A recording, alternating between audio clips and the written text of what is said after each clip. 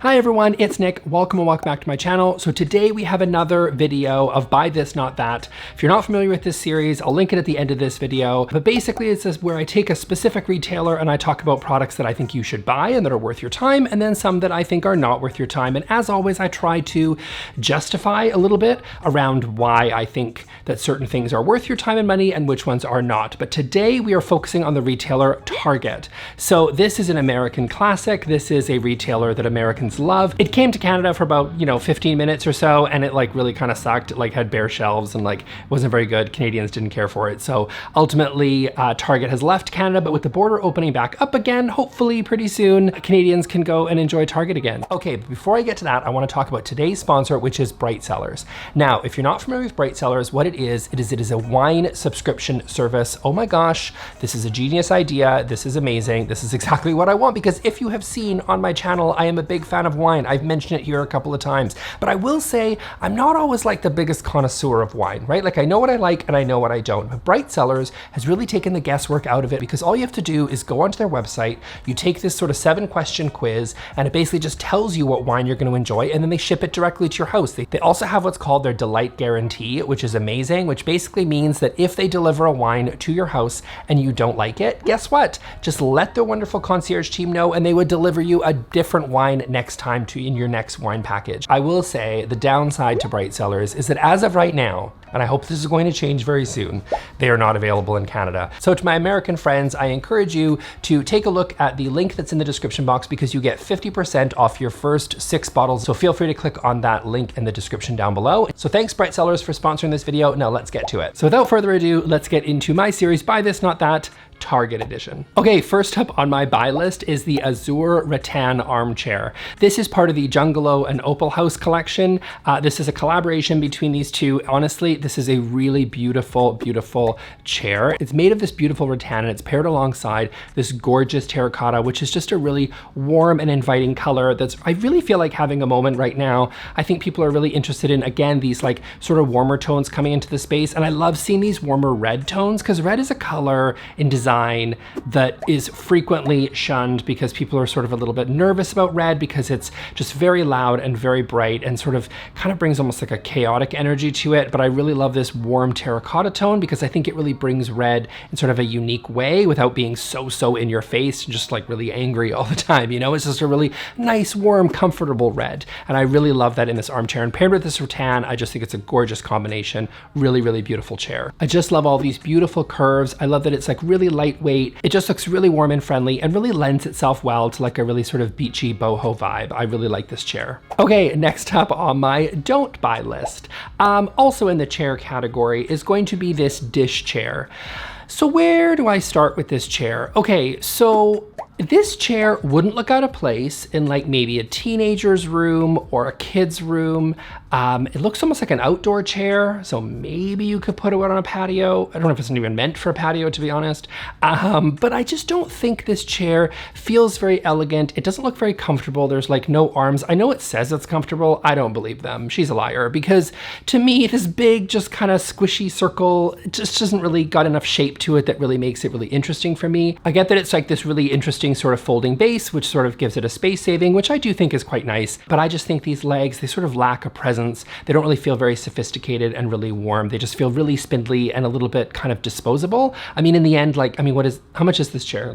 Okay, so this chair is $25, which kind of makes sense. So maybe I'm being a little bit harsh for a $25 chair, but all the more reason, you know what, you're worth it. You save up and get a side chair that is a little bit more worth your time and money, because I don't think this $25 chair is it for you. I'm just gonna tell you that. Okay, but maybe what is worth your time and money is this Anza caned corner bookshelf. I feel like this bookshelf just has a really interesting angle, beautiful shapes to it, and just sort of really fits into a corner really well. It's got this gorgeous caning detail, which I love. Caning is definitely having a moment. You've seen me talk about caning in other videos. It's just a really interesting material, and because it's got all these sort of different holes and it's got this sort of pattern to it, it just makes it feel very light and very breezy and very airy, and I think that's probably why it's really popular. And then of course this has like this sort of retro 70s look to it, which is all the rage in lots of different areas of interior design right now. Caning is just being a part of that. So I think this is definitely an interesting bookshelf for you to check out. I'll also just say the fact that this fits into a corner is also what makes it really unique and a little bit more special, because there's a lot of bookshelves out there that are made of caning and whatever. But this one, I think being a corner bookshelf, I think is really interesting, because those corners are sometimes really difficult to style. Sometimes people don't really know what to do with them because they've just kind of got this lonely corner and they don't really know what to do, and they maybe want to display some things, like to put some shelving over there, or just put it on, maybe a side chair and stuff it in the corner. And this is kind of a really interesting way to, vertically create some presence, but to put something in a corner that is maybe sort of difficult to style. So I really think this is a really cool piece to maybe consider if you have one of those corners in your home. Okay, on my don't buy list is this Hayley acrylic bookshelf. Okay, here we go again with the acrylic furniture, but in a bookshelf form this time. First of all, can I just say, this is a nightmare to clean. Like this, every dust that's gonna be on there, and in a bookshelf, I feel like that's even worse, because at least if it's a surface, like, I don't know, a coffee table, you're gonna wipe that down regularly, but who's really wiping down their bookshelves like all the time? You're gonna take your books off, you're gonna take all your stuff off, and you're gonna wipe it down like awful. But not only that, but this thing it is like this clear box in the corner. It lacks any presence.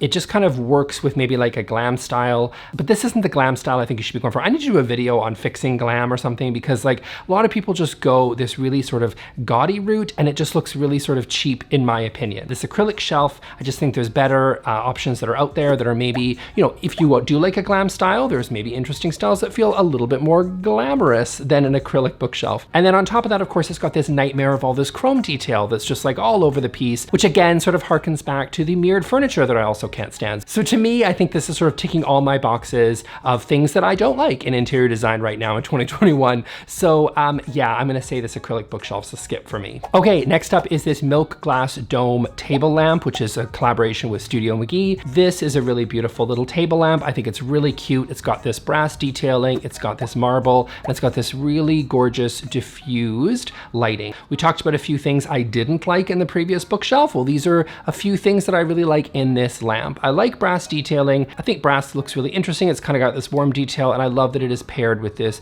actual real marble. Great, like it's actual real marble. And if you've seen my previous videos, you know that I think marble is a timeless material that will look great for years to come, because it is a natural material. I love that about this lamp. I think it's really cute. It's kind of got this really interesting shape, and I love this diffused shade. Again, diffused light is flattering light, and I think that really works really well with this really awesome little table lamp. So I think it's really cute, just a nice little piece. And I would say we talked about glam the wrong way, and I have talked about glam the wrong way multiple times in this channel. This is sort of a hint at, I think, a little bit more of a glamorous or glam style, but maybe done in a way that is a little bit more authentic, a little bit more real, actually using real gorgeous luxury materials combined into a way that, looks the part, actually is, fits into a little bit more of a glam style, but authentically fits into a bit more of a glam style. Okay, next up is this Peacock table lamp. Okay, so this is on my don't buy list. So here's the thing. I will say a lot of you are looking at this and going, oh, Nick probably doesn't like this because he thinks it's really kitschy and really like gaudy because it's got a peacock on it. And that's kind of true, but here's actually my issue, because just because something's not my style doesn't necessarily mean that it's not yours. I've said that a bunch of times on this channel because I really do believe it. My style is not your style. I'm just here to, communicate my style because a lot of you want to know what I think. That's why you're kind of here. But then you also want me to educate you on a bunch of different things that are not really my style. And this is a really good example. So this might not necessarily be my style, but the reason it's on my don't buy list is because this type of stuff is really interesting. I know what it's trying to do. It's trying to be like a really interesting, kooky little piece in your home. And that's awesome. So if you're going to get a little kooky, interesting, funky piece, go to a thrift store, go to an estate sale, go and get something gifted to you or handed down, find it at some garage sale, or like something that is just really interesting and unique and has a little bit more of a story. This is a type of piece that vintage is made for, right? This is the type of piece where you can find something really cool and interesting, or maybe it's been passed down, or you found it in some whatever flea market or something. That's where you are supposed to be, in my opinion, really curating some of these interesting pieces. Again, might not be my style, but it might be yours. But I love these funky pieces when they have a little bit of history to them, they have a little bit of a story to them. And this that's picked up at Target it's just not it for me. This to me kind of reminds me of the farmhouse signs, right? If you've seen my video on fixing farmhouse, you know that I favor a farmhouse style if it is authentic and real. But when it's just grabbed off a shelf at Target, in my opinion, that's where it starts to move into tacky territory. Okay, next up is the Portola Hills cabinet that I've got here. So again, this is really gorgeous. And again, you've got some caning. I didn't realize when I actually made this list that I had so much rattan and caning on this list, but Target seems to be having a moment. This is part of their Studio McGee collection again, and I think it's a really gorgeous cabinet. It also comes in this wonderful, beautiful walnut stain. I can't decide which ones I really like more, to be honest. Both are really beautiful. I will say that the main disadvantage with this one, even though it's on my buy list, it's a proceed with caution because there are quite a few reviews that complain about the assembly of this, which this is a good opportunity for me to talk about reviews on websites. Yes, you should listen to the reviews, but in my experience, you should look at patterns of reviews. Like, what are the things that you see coming up over and over and over again?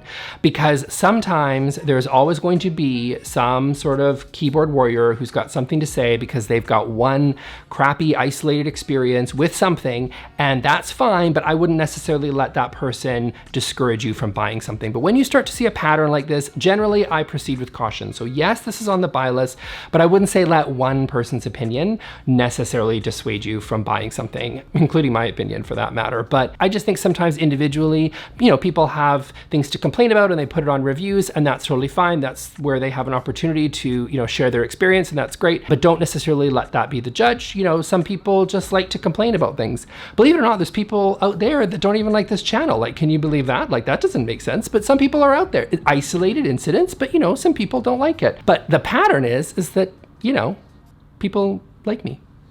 So that's it. That's all you can really do is look at sort of the pattern of kind of the reviews and what's happening, and then make a decision that works for you. Okay, but on my don't buy list is this Frestington Faux marble console. Okay. So there's a few things I don't care for about this one. This is why this is on the don't buy list. Number one, faux marble. Okay, so I get it. Sometimes it can be a cost saving. I totally understand that, but this isn't even that cheap. How much is this? Yeah, this is $240. The one I just talked about is 250 bucks. Spring the 10 bucks and get something better. First of all, you've got the faux marble, which I don't care for. It's actually a faux travertine, I believe. So there's that. And just generally, I think that, you know, if you can, I would go for something natural. If you can afford a natural stone, because it generally can be a little bit more expensive, great. Choose other natural substances that are a bit more cost effective, like the wood we just talked about. The second piece is all this chrome detailing happening. Again, sort of mimics that mirrored finish. Even if you're looking at something for brass, I generally prefer things that are like a satin brass or a brushed brass or brushed gold or something like that, because I just find it sort of doesn't feel as in your face, and it doesn't reflect light and bounce it around the room. It's fine for, like, you know, door handles or different, you know, hardware pieces because that's small, but when you're dealing with a big furniture piece, it can start to really kind of affect your space. Then the third thing is this is open shelving. Why do I, no, right? So now you've got two shelves and they're both open. Not really what I'm looking for in a console table. So generally I do like some degree of open shelving because it gets you a chance to kind of display some things. But on this piece, it's like, okay, well, what's this for then? It's just two shelves and they're both open. It's probably not going to be used for storage, which to me is kind of one of the reasons you kind of want a piece like this in your home, is to use it for storage. So I'd like to have seen some doors on this, but I'd also like to see it a different material. I'd like it to be a different console table, to be honest. So that is why it is on the don't buy list. Okay, but what is a buy is this Trenla mirror. Okay, this is a funky mirror. So now we're getting a little bit kooky, and I really like this. This feels very Art Deco. It feels very interesting. I love that Art Deco is coming back. Definitely really interesting. Kind of feels a bit unique. I originally on this list, I'd kind of picked just kind of a round mirror because I thought, oh, that was a really cool thing to shout out. And then I was like, wait, no, this mirror is like 10 times more interesting. I like interesting mirrors that you know, have a distinct shape to them, but they do kind of offer some dimension and some personality, and that is what this mirror does. So again, this is a statement mirror. I think it'd be beautiful in a living room. I think you could really get funky and put it in a really cool powder room. Like, that's not crazy to me. That sounds really interesting. So there's lots of different ways I think you could use this mirror. Just kind of really lean into that Art Deco style. I think if you're looking for something with just some interesting form and just some interesting shape to it, I think this is a really interesting mirror for you to check out. Okay, next up on the don't buy is going to be this Victorian wooden mirror monstrosity that we have here. Okay, so first of all, it's shabby chic, which is not a look that I care for because I just think it looks inauthentic. And that's really why this made it onto the don't buy list. Yes, it's quite ornate, but you know, I like an interesting mirror. We just talked about an interesting mirror. That's not necessarily something that we need to be afraid of. This is quite a shape. It's quite ornate. That's fine. If that's really your style, that's cool. I just think if you like this mirror, if you're kind of like, oh, okay, you're looking for something similar to this, again, this is a great opportunity to shop vintage or to find something that's, you know, if you're looking for something that's a little bit distressed or it's a little bit worn, but made of really high quality materials, then I would say to go to a thrift shop or to sort of shop around to find some vintage pieces. Go vintage shopping for some really cool mirrors out there. If this is kind of the look that you're going for, I think you're gonna have a lot more luck. Remember that, like, how many mirrors are you honestly gonna be bringing into your space? You know, there's one thing that I really that's really important to me is I just think if you're going to put and select pieces that are gonna come into your home, make them count, right? You know, I know I talk a lot on this channel about where you can buy things. It's a big premise. I talk about brands and products every single week here on this channel. I know that we should all be more mindful of what we bring into our home. And this piece to me doesn't scream a quality piece that is worth selecting into your home. I think you'd be better off finding something that has a lot more character and a lot more history to it. If you like this sort of style, if you want to bring in something that's a little bit more rough around the edges, a little bit more rustic, there are ways you can do that are more authentic than picking up this mirror from Target. So last on my list is this layered leaves wallpaper. I've got a couple of wallpapers to talk about here. So this is a peel and stick wallpaper. It's this really cool leaf pattern. I love this. I think it's really cool and really funky. I would love to see this in a powder room with that like brass Art Deco mirror that I talked about. That would look really cool. I love the combination of like really interesting shades of green and gold and brass. I think green and brass together is kind of a combination that we don't see enough of. I think it's just a really beautiful combo. I love that it's a peel and stick wallpaper, which means it's great for renters, makes it a lot easier to remove when it's time to leave. And even just wallpaper in general can be such a hassle sometimes, and peel and stick is just really easy to put on for yourself and take it off when you're kind of maybe tired of it. It's really beautiful and interesting. It just adds a lot of character to a room, but again, in like a really, in a way that doesn't feel too fussy. Okay, and then the don't buy for wallpaper is this snakeskin wallpaper. So this one is a bit subjective, I'm gonna be honest with you. Fun fact about me, I don't really like animal print. I just think animal print should be left to the animals. I don't know, I just don't like, I don't really have a justification for it, to be honest. Is that fair? Is that fair for me just to say I don't like animal print because I don't like animal print? I try on this channel so hard to justify why I think something, because I think that's really where the learning and the value is. Like, that's how you really, I think, kind of be persuasive of why I think what I think, and hopefully you guys go, yeah, that makes sense, and then you kind of buy into my logic. I have no logic here. I just don't really like animal print. I really don't really care for snakeskin, especially because it just is a bit creepy. Like, I get a leopard print might work for some people, and you can like layer on a bunch of different animal prints if you're going for like some grand millennial thing. Maybe that's what you like. Maybe that'll work for you. I just think snakeskin wallpaper is a statement in the wrong way, but I can't really think of a logical reason why that is so. I just think that, yeah. I will say from this photo on Target that they do use the snakeskin wallpaper to cover up one of the panels of a piece of furniture. That's kind of cool. I think, again, if you're looking to sort of repurpose some old furniture or even some cheaper furniture that you maybe buy from IKEA or from Target, you can always just add wallpaper, and you can actually just wallpaper up some of the sides and make it a little bit more interesting and make it your own. So that I think is really cool. So if you want to do that with your wallpaper, go have at it. I don't think it should be snakeskin, but that's just my personal taste. I have no leg to stand on here. I'm just gonna say it's a don't for me, but maybe if you love snakeskin, if you love animal print, go for it. And maybe, yeah, add it to a piece of furniture. That's kind of cool. Okay, so that's it for me for today's video. I hope you guys like this buy this, not that. I'm gonna link here to the playlist that has all the other buy this, not that. I've done IKEA, I've done, I think, H&M. Have I done H&M? H&M, Zara, IKEA, Wayfair. So go feel free to check that out, and I will see you all in those videos. Thanks a lot. Bye.